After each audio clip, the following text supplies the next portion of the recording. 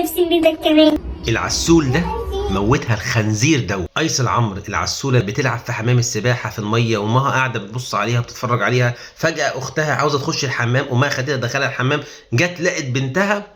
إن لله وإنا إليه راجعون. الخنزير اللي بيقولوا عليه طفل وانا مش شايفه طفل ابدا دخل وتعدى عليها ثم خلص عليها، ويقول لك طفل. الطفل اللي انا عارفه انسان غير مميز، انسان مش فاهم بيعمل ايه، لكن طفل واحد يعتدي على واحده ويخلص عليها وتقول له طفل. طفل ايه؟ وتحكم عليه ب 15 سنه. انا بقول اهو، لو ان هذا الولد يعقل ويفهم ويعي ما يقول، عندنا في الشرع بتاعنا في الدين بتاعنا الدين الاسلامي ان هذا يقتل. قال النبي صلى الله عليه وسلم: النفس بالنفس، واحد قتل لازم يتقتل، الجزاء من جنس العمل. لكن يا فرحتي ياخد لي 15 سنه وبعد كده يطلع اشد والعب من الاول، عادي جدا بقى. ايه اخرتها كام يعني؟ 10 سنين كمان مش مشكله واخربها. قالوا لي ان القاضي اللي حكم ربنا يبارك في عمره كان بيقول ان انا كان نفسي اديك اعدام، بس القانون يحتم عليا ان انا اعاملك معامله الطفل لانك انت اقل من 18 سنه. انت راجل محترم والله يا ست القاضي. فطرتك السليمه دي هي اللي الشرع بتاعنا بيقول بيها. واحد عنده 17 18 سنه ده اصلا ممكن يتجوز ويخلف عادي مفيش مشكله خالص، فازاي ده طفل يا اخوانا؟ ازاي؟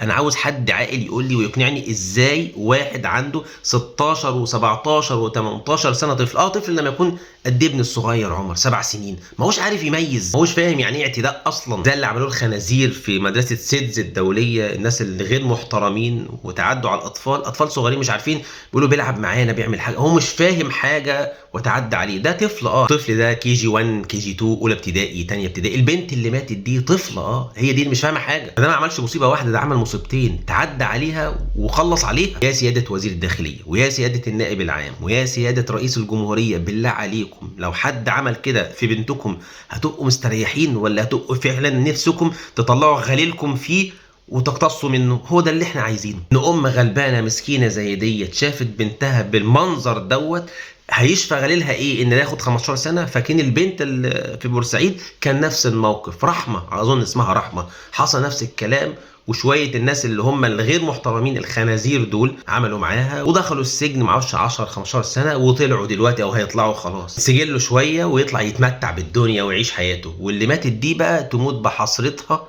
امها. طب انا راضي برايكم؟ اللي قدامكم ده طفل ولا خرتيت؟ واحد عنده كل مقومات الحياه وعنده كل مقومات الذكوره والرجوله، فازاي ده طفل؟ ما تقوليش ان هم بره بيعملوا كده، مالناش دعوه بره، لكم دينكم ولي دين. الدين بيقول لك ان ده لازم يقتص منه النفس بالنفس. والله العظيم البنت جميله، الواحد بيشوفها قلبه بيتوجع، مش عارف حاله امها عامله ازاي وابوها دلوقتي. اللهم ارحم ايس العمر، اللهم ارحمها رحمة واسعة، وصبر أهلها وصبر أمها وصبر أبوها. قال الله عز وجل: ولكم في القصاص حياة يا أولي الألباب. يعني كل واحد هيشوف هيتعمل فيه كده، مش هيتسجن 5 سنين ولا 10 سنين ولا 15 سنة، لا فعلا هيقتص منه زي ما قتل يتقتل.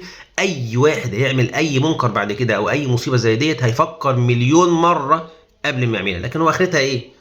عادي يابا 6 شهور ولا سجن ولا سنتين مش مشكله عادي يعني، وهطلع اعمل اللي انا عايزه واخربها كمان وهولع الدنيا. هو الخنزير دوت واللي زيه بيتفرجوا على فلان اللي بيغني وفلان اللي بيرقص وفلان اللي بيمثل وبيهجص وبيرقص وبيتلاعب ويطلع السنج وطلع مش عارف ايه، وهيطلع جيل عامل ازاي؟ جيل فاشل. عشان اعلامنا المفترض اللي هو المحترم ما ينفعش ان هو يطلع حاجه زي السلم والثعبان، ولا فيلم زي ابراهيم الابيض، ولا فيلم زي فلان اللي مش عارف المعفن طالع لي عامل لي فيها شبيحه وانا اللي هكسر الدنيا وانا اللي هحط عليكم. فانت بتعلمنا قله الادب، فطبيعي جدا الشباب اللي بيتفرج عليك هيبقى قليل الادب زي حضرتك. الى الله المشتكى وانا لله وانا اليه راجعون. لو اتساب كل واحد بدعوى ان هو طفل يبقى احنا عايشين في غابه بقى. يلا يا ابني روح تاجر في المخدرات، وانت روح مش عارف اقتل، وانت روح اغتصب، عادي بقى براحتنا بقى نعمل اللي احنا عايزينه بقى. اخرتها كام سنه 2 سجن مش مشكله، ونطلع بقى اساتذه في الاجرام. بالله عليكم يا مسؤولين يا محترمين، بالله عليكم عدلوا قانون الطفل، عدلوه باي حال من الاحوال. اللهم احفظ اولادنا واولاد المسلمين واولاد غير المسلمين من كل سوء ومكروه يا رب العالمين. ادعوا لايس العمر وادعوا لابوها وامها، ربنا يصبرهم تحت في التعليقات، لعل الله عز وجل ان يتقبل منا ويسخر لك من يدعو لك ولاولادك، فالجزاء من جنس العمل. وصلوا على سيدنا النبي عليه الصلاة والسلام.